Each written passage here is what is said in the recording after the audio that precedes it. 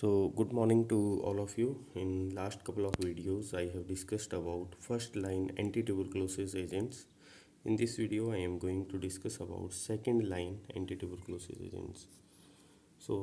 Second line anti-tuberculosis agents are particularly preferred when there is a MDR or XDR TB. MDR or XDR TB.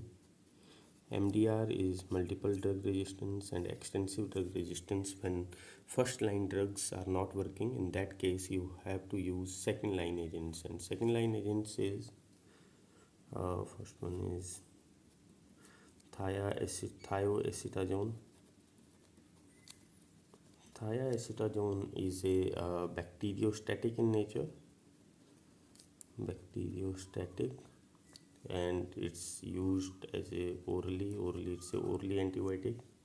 But problem with thiacetazones, the ADRs are much more that limited its use.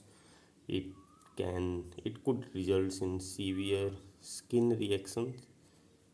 Severe skin reactions can happen like SJS, that is Stevenson-Johnson syndromes, also observed with this drug, Stevenson-Johnson syndromes. Another problems with thiacetazone is it leads to hepatitis, inflammations of liver, bone marrow suppressions. So these are the various ADRs which limited its use. And another thing is why it's not used in first as a first line. Its activity is weak, not strong as that of the first line agents against bacillus. So it's used in the prevention of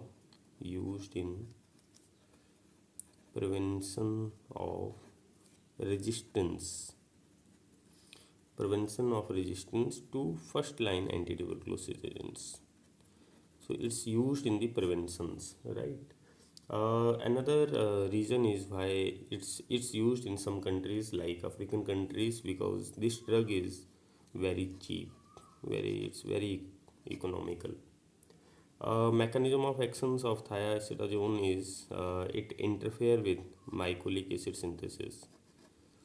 Interfere with mycolic acid synthesis, and as you know, mycolic acid is the one of the major component for the cell wall synthesis in Mycobacterium tuberculosis. Right. Another drugs which is used as a second line agents is ethonamide. Ethonamide is active against its multi-drug resistance TB. I told you second line drugs we are using when there is a resistance problem or any other problems with first line agents. So it's used in multi-drug resistance TB, tuberculosis. It's also used orally, and what main thing about the ethonamide is it does not interfere with food. So this drug you can use with or without food. As you know, isoniazid rifampicins, that is the first line agents, interfere with the food, so you have to take isoniazid rifampicins in a empty stomach. But this drug you can take with the food. Problem with the ethonamide, again toxicity is the problems. It leads to hepatitis, optic neuritis, depressions is also observed in some cases. And its mechanism of actions, how this ethonamide, so its action is this ethonamide is a prodrug, and you know prodrug is has to be converted into active form, and this prodrug is activated by enzymes that is coded by ETHA, that is the monooxygenase enzymes coded by ETHA, right? This drug is activated by these enzymes and makes a complex or adduct and interfere with mycolic acid synthesis. right? Interfere with mycolic acid synthesis, that is the cell wall components of tuberculosis. Another drugs which is used as a second line agent is cycloserine. Cycloserine is also a cell wall synthesis inhibitors. Cell wall synthesis inhibitors, and it's used in combinations with other drugs for the, particularly in the resistant tuberculosis. It's also orally it's active. This cycloserine is the cyclic analog of D-alanine. It is cyclic analog of D-alanine. So how it shows the actions? This actually there is a alanine. There is a two types of enzyme, ALANI, alanine racemase, and another enzyme is D-alanine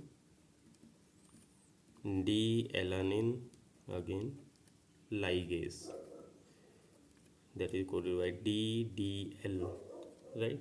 So this enzyme, what do this alanine racemase, what do? Alanine racemase converts the L-alanine into a D-alanine.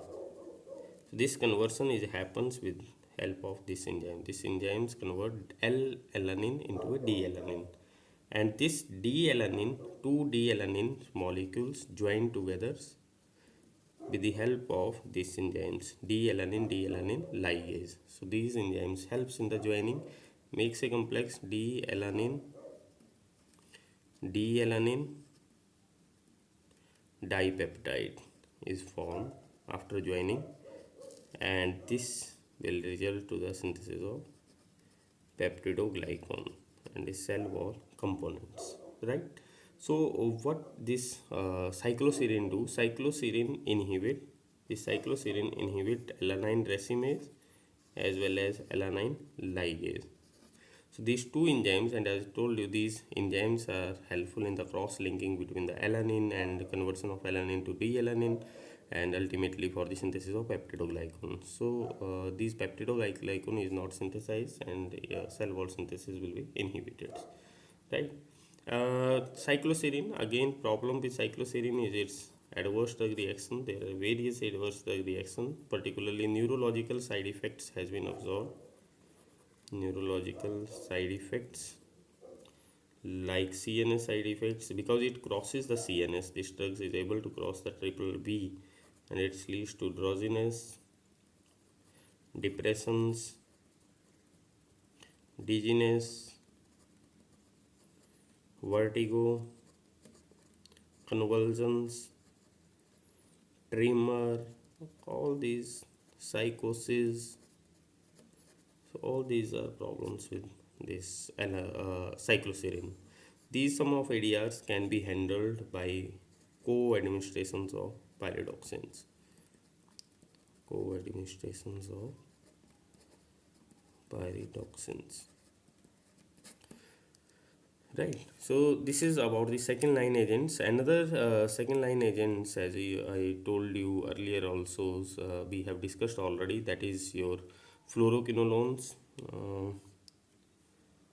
Another are fluoroquinolones and aminoglycosides. So that we already covered. So you have to see their mechanism, ADR, contraindications, and they are used in as a second line agents in the treatment of tuberculosis also. So this is all about second line agents. Next video we will discuss about other drugs. Thank you.